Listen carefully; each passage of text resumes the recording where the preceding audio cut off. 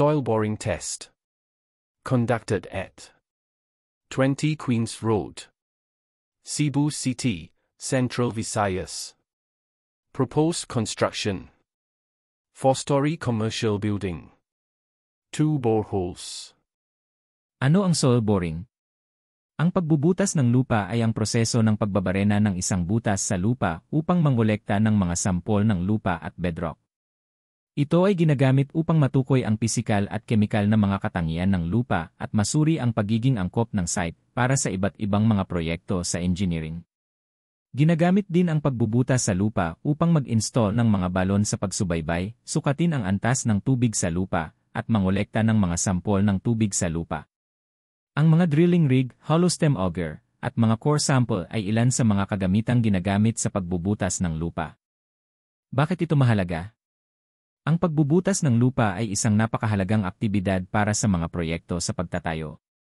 Maaaring hindi ito mukhang kapanapanabik, ngunit ang proseso ng pagbabarena sa lupa upang mangolekta ng mga sampol ng lupa ay tumutulong sa mga inhinyero at tagapamahala ng konstruksyon na maunawaan ang komposisyon ng ibabaw ng mundo.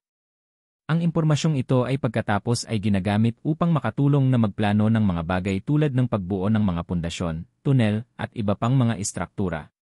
Ang pagbubutas ng lupa ay isang mahalagang proseso dahil ito ay ginagamit upang siyasatin ang mga kondisyon sa ilalim ng ibabaw ng lupa, matukoy kung gaano angkop ang lupa para sa pagtatayo, at masuri ang mga panganib ng pagguho ng lupa at iba pang mga geologic na panganib.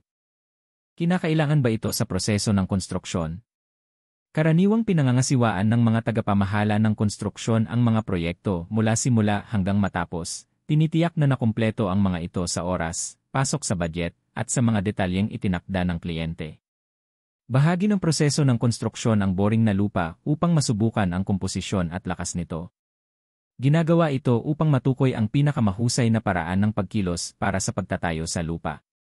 Ang pagbubutas ng lupa ay isang kinakailangang bahagi ng proseso ng pagtatayo at mahalagang kumonsulta sa isang profesional bago simulan ang anumang proyekto. Sa tamang pagpaplano at pagpapatupad, ang pagbubutas ng lupa ay maaaring maging isang mabilis at madaling proseso na nagbubunga ng mahalagang impormasyon tungkol sa lupa.